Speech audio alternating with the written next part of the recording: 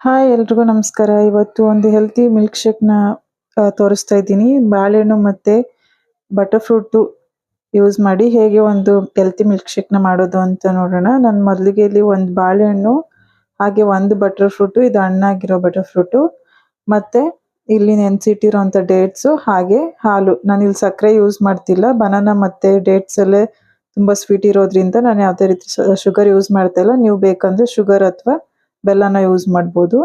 ಬನ್ನಿ ಹೇಗೆ ಮಾಡೋದು ಅಂತ ನೋಡೋಣ. ನೋಡಿ, ಬಟರ್ ಫ್ರೂಟ್ ಒಳಗಡೆ ಈ ರೀತಿ ಇರುತ್ತೆ. ಇದು ಎಲ್ಲೋ ಏನಿದೆಯೋ ಅಷ್ಟನ್ನು ತೆಗೆದು ಹಾಕೋಬೇಕು.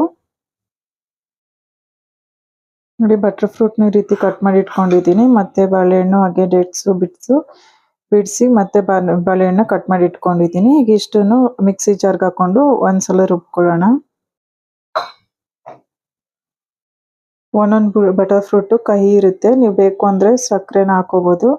ನಾನಿಲ್ಲಿ ಡೇಟ್ಸ್ ಹಾಕ್ತಿದ್ದೀನಿ ಮತ್ತು ಬಾಳೆಹಣ್ಣು ಹಾಕ್ತಿದ್ದೀನಿ. ಹಾಗೆ ಈ ಬಟರ್ ಫ್ರೂಟ್ ಏನು ಕಹಿ ಇಲ್ಲ, ಅದರಿಂದ ನಾನು ಶುಗರ್ನ ಹಾಕ್ತಾ ಇಲ್ಲ. ನೀವು ಬೇಕು ಅಂದರೆ ಶುಗರ್ ಹಾಕ್ಕೊಳ್ಳಿ.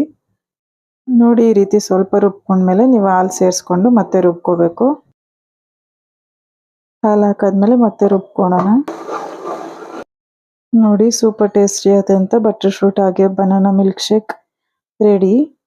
ನೀವು ಬೇಕು ಅಂದರೆ ಇದಕ್ಕೆ ಮೇಲೆ ಡ್ರೈ ಫ್ರೂಟ್ಸ್ ಕೂಡ ಸೇರಿಸ್ಕೋಬೋದು.